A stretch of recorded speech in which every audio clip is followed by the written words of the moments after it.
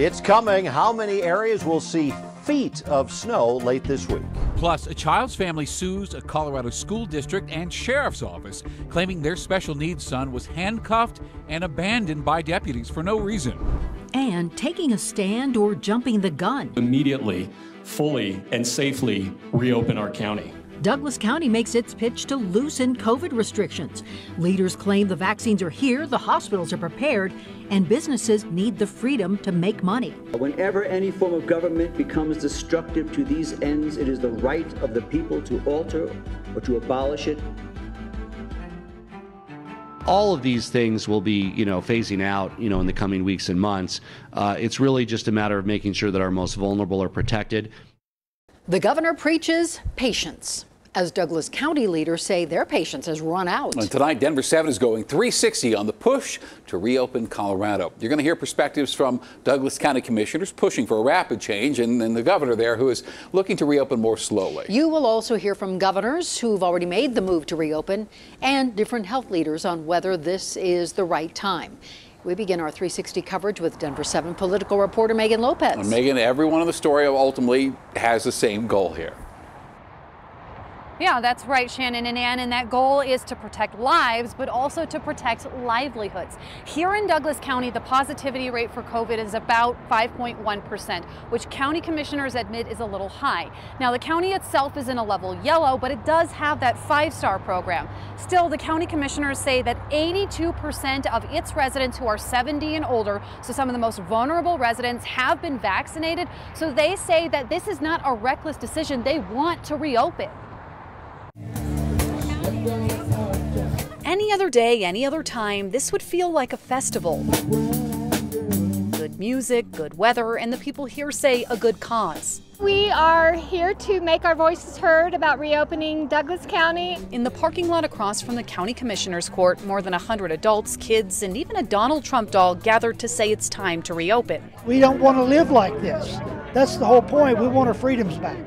And the freedoms back are the fact that we're all responsible. We can make reasonable choices. Across the street, county commissioners say they're ready. I feel really confident that they are looking at the numbers as well, and scientifically they know that it is time to work with the commissioners who oversee counties and get our economies back, our lives back to not a new normal.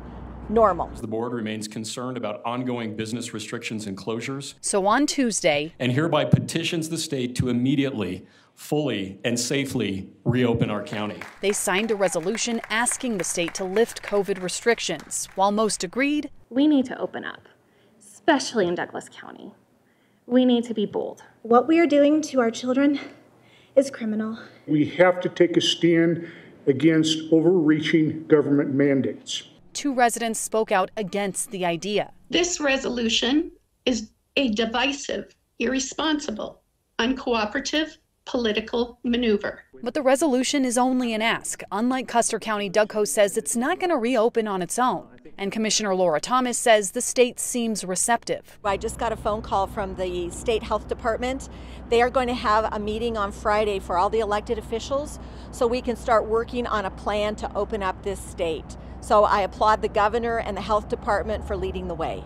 During a press conference, though, Governor Polis was a little more reserved on that reopening timeline. It's really just a matter of making sure that our most vulnerable are protected and then working to localize that health response so that counties can choose, when and how to implement mask requirements. So lifting the restrictions might be on the horizon, just maybe not yet.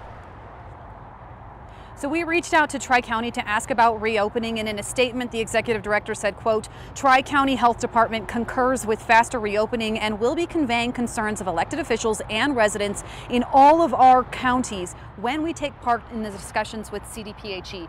Those discussions with CDPHE are set to happen toward the end of the week, and of course, we'll be following it. I'm live in Castle Rock. Megan Lopez, Denver 7. Absolutely, we will. Megan, thank you. And one big piece of this 360 puzzle is enforcement. In Custer County today, leaders stood by a decision to lift all COVID restrictions in open defiance of state orders to follow the same rules as everyone else. Now, we have seen the state move in and take all the liquor from businesses that broke the rules in other counties where restrictions were lifted. It is rare, but it is legal. And Custer County leaders said today it is up to businesses to decide how much they want to open up, and many say they will continue to comply with state rules. Now, comparing responses from state to state is really apples and oranges, but critics of Governor Polis point to other states as examples of how Colorado should proceed. Wyoming, for one, which has a population smaller than even Denver, will lift its mask mandate and many other health orders next Tuesday. Governor Mark Gordon says his decision is consistent with health metrics. Down in Florida, where Governor Ron DeSantis reopened the state in September, the number of hospitalizations and deaths per capita is pretty much middle of the pack compared to other states. His team claims his decision set the state up for a quicker economic rebound. And economic concerns are a top reason people want Colorado to reopen. A January survey showed nearly half of Colorado's restaurants, hotels, and other small businesses wouldn't make it another 6 months under these current restrictions. I mean, there was plenty of lobbying to try to loosen up those restrictions when possible, but I wouldn't say it was a very successful effort. I think a lot of the success has been more at the local level too, and continuing to press through industries like the restaurants and the hotels. Of course, at the end of the day, we're all chasing the same goal. No one's in favor of restrictions in a vacuum. But doctors we spoke to today say, of course, we're not in a vacuum. And even if COVID fatigue has set in, it's still not a virus you want to get. People sort of fail to, I guess, fully appreciate the long game going on here. And every sort of thing we do right, there's also things we don't maybe do so right. And we have to adjust for that the next time. And that's hard because I think everybody's just done with this. And I appreciate that. I think we all want our lives to be some semblance of normal. Well, that is Dr. Michelle Barron with UC Health. And she told us it's tough to put an exact number on how many more people will get sick if restrictions are rolled back, but she says it will happen. So we've laid out a lot of perspectives here, and now we want yours if we missed it. 360 at thedenverchannel.com. All right, now to the other big story this evening. Mike Nelson's here, and Mike, you're talking feet of snow coming. Not tonight. It's coming up later on this week and into the weekend. I hope you enjoyed the mild weather again today. Up close to 70 degrees in Denver, near 80 down over southeastern Colorado. There is a cold front coming in. Now, it's kind of like the first act in a several night show. I mean, this is not going to be the main event by any means, but there will be some snow developing tonight across the north central part of the state. There's even a winter weather advisory around Steamboat for as much as 8 inches of snow tonight and tomorrow. But the big show, the main event, is still 1,000 miles away off the west coast. That low pressure system is going to swirl on in toward Colorado starting Friday and continued into Sunday, and it looks like it could be one of those big southeast Colorado lows by the time I get here, bringing a lot of moisture spinning into the front range. So tonight things start to change. We'll get some light snow, a little bit of snow, but not much. Some wet roads in the morning. The heavy snow starts Friday late in the day, continues for the weekend, and it could be one of the biggest that we've seen in several years, and we are talking several feet of snow in some areas. I'll show you the snowfall forecast map coming up in just a bit. Feet of snow. All right, we got it. Thank you. And so far, the cold weather is not impacting any in-person classes on Friday or vaccination clinics that are scheduled for this weekend. Of course, you know that could always change. Cities typically give 24 to 48 hours notice before canceling these clinics due to weather. Another 41,000 doses of the vaccine given in our state Monday. According to CDC data now, 10.2% of Colorado is fully vaccinated. Well, it looks like the U.S. House now will wait until Wednesday for a final vote on President Biden's $1.9 trillion stimulus package. Now, when there is a vote, it is almost certain to pass along party lines. The president's likely to sign it by the end of the week, extending enhanced unemployment benefits through September and giving $1,400 stimulus checks to millions of Americans. The Rocky season hasn't started yet, and the team already received permission to host more fans at Coors Field. They'll be at 42.6% capacity to start the season. We're talking 21,000 fans. It's exciting, right? Masks will be required while fans are sitting unless you are actively eating or drinking.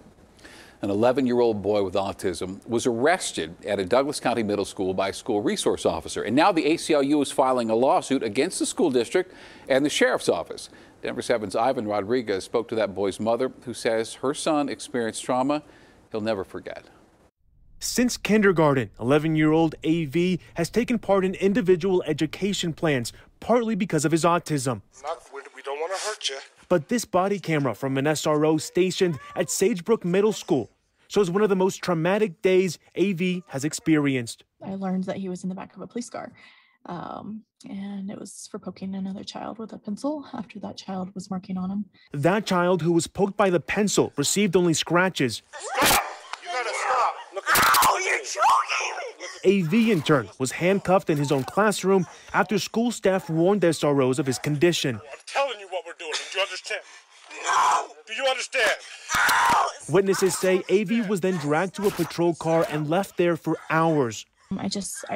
There's so many other ways it could have been handled, and you know, he's a child with autism. He has challenges, but he's not a criminal. The incident has prompted the ACLU of Colorado to file a lawsuit against the Douglas County School District, Sheriff's Office, and SROs. The school resource officers should have never been involved in this case to begin with.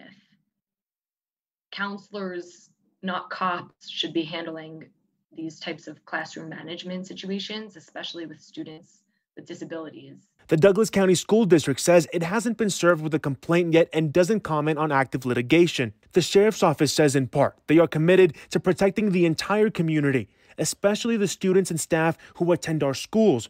When we receive a call for service, especially one that involves a criminal allegation, we must respond. It's very disturbing. The ACLU says while AV was in the patrol car, he banged his head against the glass and was then taken to a detention center where his parents had to post a $25,000 bond. You know, again, his anxiety is through the roof. You know, we're trying to get through school and all that, but he's definitely has major anxiety from this.